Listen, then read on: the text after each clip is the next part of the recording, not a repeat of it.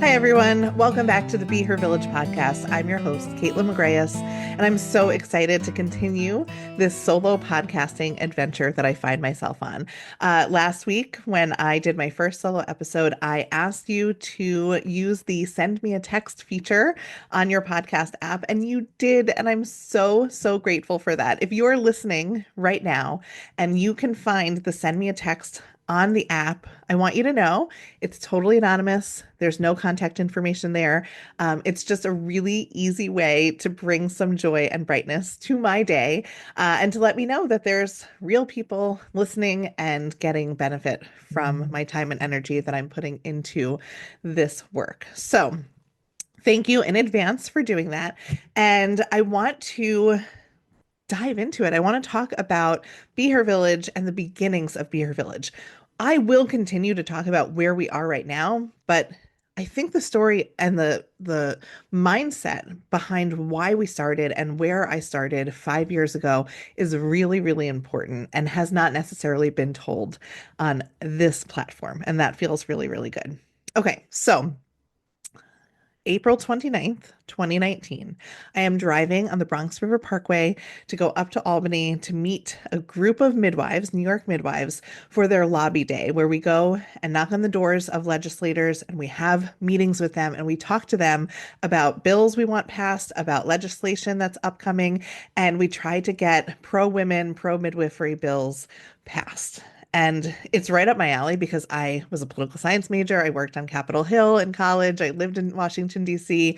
And I know that political action is one of the ways that we get change made. And I believe in it strongly.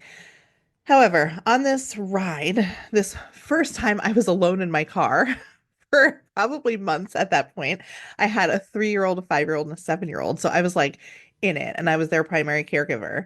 Um, I was I was in this like really interesting creative state because at the time I was running True Birth, which is the doula practice that I founded with my partner, Kathy Shamoon, and have since left since founding Be Her Village. But at the time, I was running True Birth and we were doing such incredible hands-on work with families. We were running prenatal workshops, postpartum workshops. We were attending births. We were just in it, in the highly experiential front lines of maternal health care, helping guide families and being able to witness families as they navigated the maternal health care system.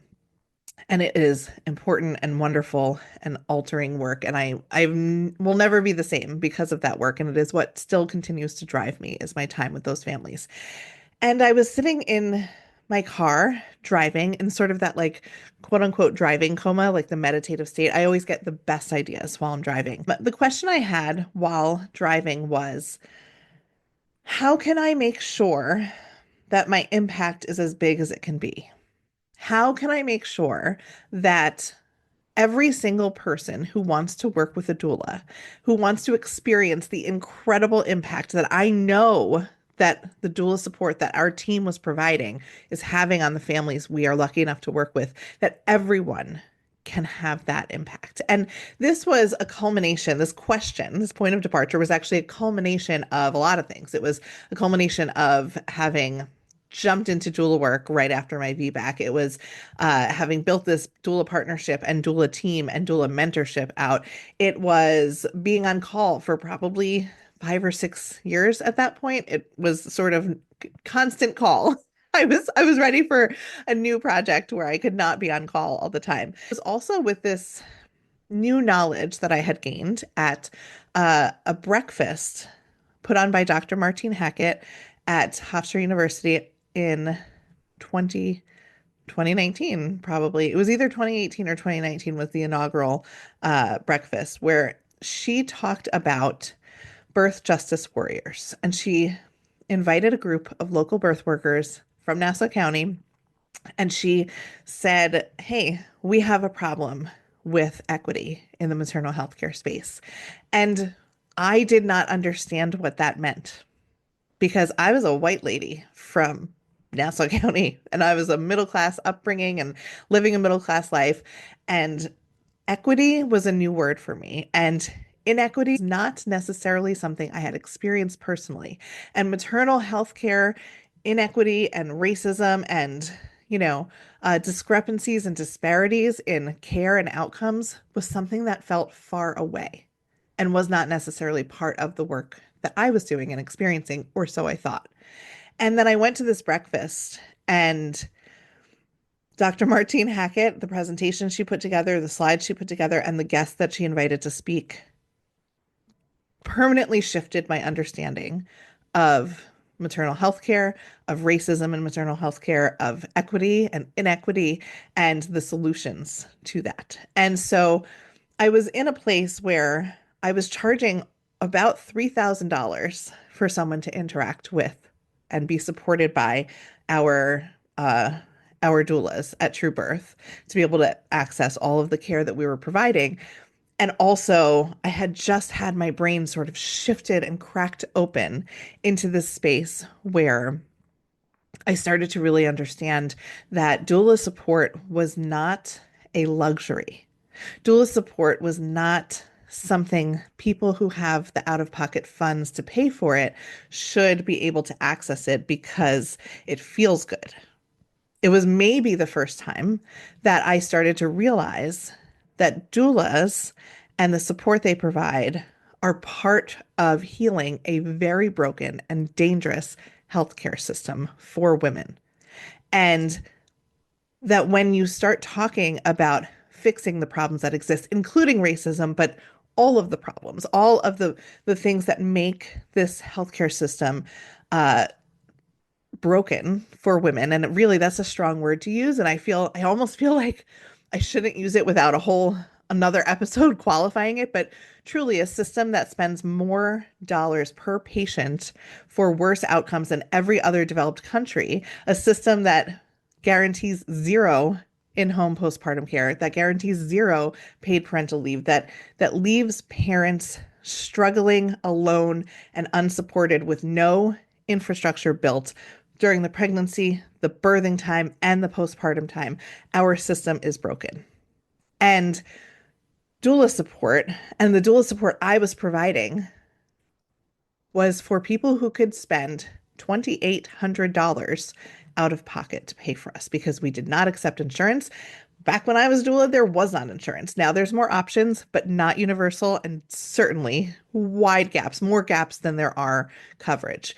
And so I was learning in this breakfast, and I it sort of cracked me open to this space of thinking about the doula work that I was doing that felt good and I knew was impactful, and realizing, unlike my doula training, where I was told so immediately, you're not a medical provider, you're not a medical provider, you're not part of the medical system, is that I am maybe not a medical provider and maybe not practicing medicine. Well, definitely, definitely not practicing medicine, but I am certainly part of the medical system and I am part of the solution that this actual existing system points to as what is going to help save the women, what is going to help change the outcomes for their existing medical, that's an air quotes, medical, quote unquote, medical care. They're looking to doulas to solve that. They're looking to doulas to solve the outcomes that medical providers and medical care that is currently being provided in this for-profit insurance-based medical system, it's broken and doulas are part of that answer. And so this is this is a lot. I know it's a lot, and I'm happy to go into any more of any one of these topics. I feel like my brain is sort of like exploding as I'm talking through all of this. But this is the state I was in as I was driving on the Bronx River Parkway. It's just, okay, I know I'm doing doula work this way, this out of pocket. People who can afford me can use me. People who can't, we had a sliding scale, but it's just not really a solution. How can I, without competing with others, without having to have the patience for like a decades long insurance play and all of that, which wonderful, smarter than me, more patient than me people are doing and organizations are doing. I just sort of thought to myself, how can I be more impactful? How can I have the work that I'm doing be more accessible to everyone? What is the block? What is the block? And it bing, light bulb. The block is the money. Okay. So, where do we get money for mothers? That was literally the question. I wish I could have like a transcript of my brain. Where is the money for mothers? The money for mothers is being spent on their baby shower gifts. The money for mothers is being spent on their baby shower gifts. The money for mothers is being spent on their baby shower gifts. That felt like a really big revelation. There is money being spent on mothers. There is a lot of money being spent on mothers, and it's being spent on their baby shower gifts by their unbelievably generous and loving friends and family and coworkers and neighbors and people who are really excited to care for and support and assist a new mother in having and welcoming her baby and expanding her family. There is money being spent on mothers. And that felt like a little bit of a click, a little bit of a, oh, here we are, new idea. Because this is not money that needs to be found, right? Like it's not, we don't need to create a new argument for mothers. We don't need to create a new organization or a new, insurance payment or a new anything. We can just say, you guys want to buy some great gifts for moms? How about that doula? How about that lactation consultant? How about that pelvic floor provider? How about that load of laundry that's stressing her out? How about holding the baby while she takes a nap? How about therapy? How about all of these wonderful things, or I shouldn't say things, all of these wonderful supports for new moms? How about we make those the baby shower gifts?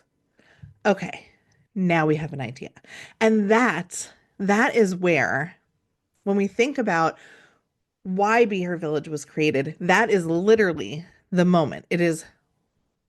There is money being spent on mothers, and it's being spent on their baby shower gifts, and we are buying the wrong gifts for mothers. And now I would like to walk you through, like, okay, I feel like part one of this was just like, let's talk about all of the really heavy stuff, right? Like the inequities in the system, the maternal health care system is failing. Mothers are just sort of lost and don't even know it as they step in. The chances of them getting through the system unharmed is almost zero. And unharmed like physically, but also like birth injury and things that are happening to them during the birth, but also unharmed mentally, emotionally, spiritually, to be able to be fully uplifted and supported through this maternal health care system is just, it's like the chances are almost nothing. And thank goodness that you're listening to this, whether you're a birth worker or a new parent. P.S. Text me and let me know which one you are. It is wildly important that we recognize that that's like the air that we're breathing as we try to navigate this. However, if you're like me, thinking about a system and thinking about the, far-reaching multi-trillion-dollar maternal health care system and what's wrong with it makes me want to crawl up into a ball and not even try. I mean, like, I mean, really, it's it feels overwhelming and it feels like more than any one of us can do. But there is something very, very familiar about the gift registry. And so I want to just, leaving that as the context, the background with which Be Her Village was started, I want to talk to you about gift registries and that gift buying experience pre Be Her Village, before we started something new. I, every single time after becoming a mother, and probably before, but you don't know as much before, every time I had to buy somebody a baby shower gift, I felt like it wasn't enough. It felt like it was a token. Like you look at somebody's baby registry and you go, oh, okay. Like this stroller, sure, you're going to need a stroller. This crib, great. Let's get you a crib. Like there's all these bottles and bumpers and bouncers and tools and gadgets and little things. And you look at it once you've been a mother and you think, you're going to need some of these things. And none of this, I could buy you every single thing on this registry. None of these things are actually going to make this easier for you, right? Like the thing that you need, or the things that you need, or the present, the gift that you need is that of the quote unquote village. You need someone to tell you it's going to be okay. You need someone so that when you get home in, that post-hospital fog of, oh my God, I just left the hospital and they handed me a baby and they said, check in 6 weeks. That moment right there is scary for a lot of us. I talked about that moment for myself in the last episode, so please go check it out if you have not listened already. But that moment is life altering because it's all the baby prep and all the nursery prep and all the books and classes and things. It all comes down to, okay, now we're in charge of this baby. And you are also simultaneously in charge of healing your own body. You are undergoing one of the most wild physical transformations between whatever way you gave birth, healing from vaginal birth or a cesarean birth or a twin birth or a birth that went sideways and was unexpected, not the recovery you thought you would have. Maybe you lost more blood than you thought. Maybe something else happened. But even if you have a completely normal, quote unquote, normal birth, you still have to recover because you just had a baby out of your body. You had a baby in your body before you even give birth. Your pelvic floor muscles, your organs, your everything is shifting and just wildly changed. And it is time in this postpartum for you and your body alone. Forget the baby just for a moment. Your body has to replenish. It has to heal the wound where the placenta was. It has to produce milk or stop producing milk, depending on your feeding choices. It has to repair tissues that were stretched, expanded, maybe torn, maybe you have stitches, maybe your entire body is hormonally shifting in wild ways that you have literally never experienced before.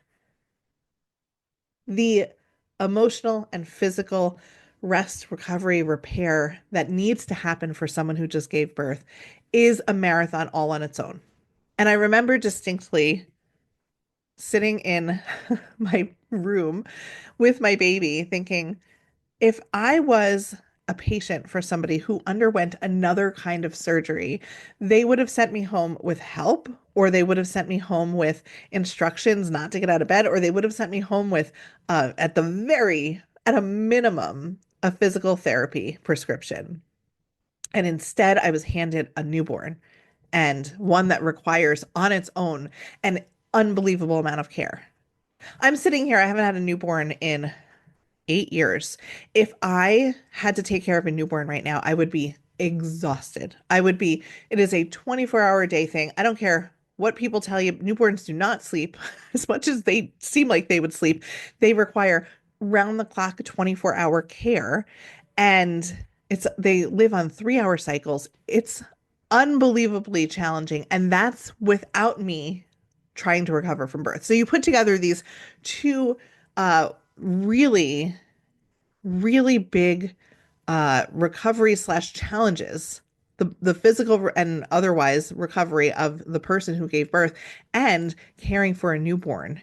And that is just an absolutely challenging moment, to say the least. That's not even looping in the emotional piece of it. That's not even looping in the fact that you have to do all of that with less sleep than you've ever had in your life. You have to do all of that, uh, maybe with older kids, right? You have to do all of that in a way, at least for my partner and I, where we, for the first time in our relationship, were really, really challenged. It changes everything. And you often do that without any of your routines in place, right? Like if you were a working person, you're not working anymore because you're home. Hopefully your partner is not working. Mine was back to work, which was challenging in a completely different way. But all of the things that we sort of like use in our lives to keep ourselves organized, to keep ourselves on track, it just gets completely upended. And I want to pause for a second to sort of acknowledge the love because I don't like when people do what I'm doing, which is like talking about all the hard stuff and not acknowledging that all of that challenge is made better by the wildly expansive love that you experience for the first time, every single time, even if it's your second, third, fourth, and so on, baby, you feel an incredible bursting open of your soul, of your spirit, of your heart. I always say it's like that scene in The Grinch, which is like one of my favorite movies, or at least Christmas movies, where the Grinch finally sort of gets the meaning behind Christmas, which is the village. Which is the love, not the stuff. It's on theme. No wonder it's my favorite movie. And his heart grows three sizes, and I think it like breaks out of things and it just grows inside of his body. That is what it feels like to have a baby. It is a complete shift of your understanding of the world. And it is the very best thing that there ever was. And I would never, ever, ever, ever want to go back. Although regret is a different thing. And we'll talk about that because I did have some regrets. I did feel regret about having a baby, which is a kind of a taboo topic. We'll go into another solo episode. But all of the challenges are paired with an emotional and spiritual awakening that is really, really, really beautiful and makes it better, but doesn't, and makes it worth it, but doesn't necessarily make it okay. It's just sometimes it's parallel. And I do want to make sure that we acknowledge that as we talk through the hard stuff, because I don't want to be the kind of person that just tells a pregnant person, like, this is going to be really hard. It's going to be the hardest thing that's ever happened. You're never going to sleep again. Like, that's not true. You're going to sleep again. It is definitely going to be one of the hardest things you're going to do, but it'll be one of the best ones too. The trick is it doesn't have to be as hard as it is right now. And that is where the beginning of Be Her Village really lies. Because when we talk about preparing, which is everything, when you are a new mother and a new parent, preparing for your upcoming baby is so, so, so important. And right now, the way that we prepare is by buying stuff, buying the parents buy themselves stuff, they register for things, people gift them things. And then what we end up with is a house full of things and a set of parents that are completely overwhelmed and underprepared and struggling once their baby comes. And that is where Be Her Village needs to or is exists to help make that shift. Because while we need doula care, we need postpartum care, we need hands-on help, we need professionals, we need someone to come into our homes and feed us and do our laundry and clean up and make us a hot meal and hold the baby so we can sleep and teach us how to give the baby a bath and check on our bleeding and make sure that we're not slipping from baby blues into postpartum depression and connecting us with resources. Like we need, want, and deserve most of all of these things. And it was not, quite frankly, until I went on NPR and had to prepare my conversation on a podcast on NPR that I realized in my research that this is the standard in every other developed country. Every other developed country has paid parental leave. They have in-home, guaranteed in-home postpartum care. There are health visitors coming to check on babies and mothers. There are prescriptions for pelvic floor PT getting handed out as the standard.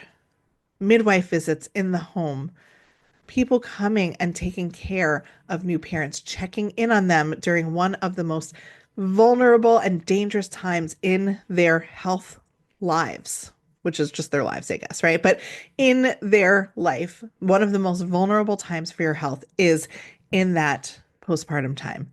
And in the United States, we say, see at 6 weeks, hope that that house full of stuff helps. And in every other country, we have the village. And it's not what you might think, right? It's not the village of of friends. It used to be, and maybe it feels like that should be the village, but it's not a village of friends anymore. It's a village of paid professionals. Sure, people drop off meals, and that's helpful. But you need someone who knows what you want, what your goals are. You need someone to take care of you without judgment, without guilt, without uh, without needing to learn themselves first, right? Like we need the village of support. And sometimes it's friends and sometimes it's a dropped meal. But more often than not, in the modern era, it is professional care. And we need a modern baby registry that helps connect us with that care and helps get that care that we deserve as baby shower gifts. And so that is what we have done with Be Her Village. And it's very, very, very exciting. Okay, so that is where I'd like to end for this week's episode. I am so, so excited to have you listening to us. I would invite you to follow us on Instagram to check the show notes, and there's a free download in there for our listeners. And please, if you know anybody who is pregnant, who's giving birth, or who supports new moms, invite them to listen to this podcast and have them go to Be Her Village and create a Be Her Village registry. This is how you access your village. You know, people say, I had a baby. Now, where's that village I heard about? It's on Be Her Village. You have to plan for it and you can add it to your baby registry. Thank you all so much for listening. And until next time, I'm Caitlin McGrayus. Bye.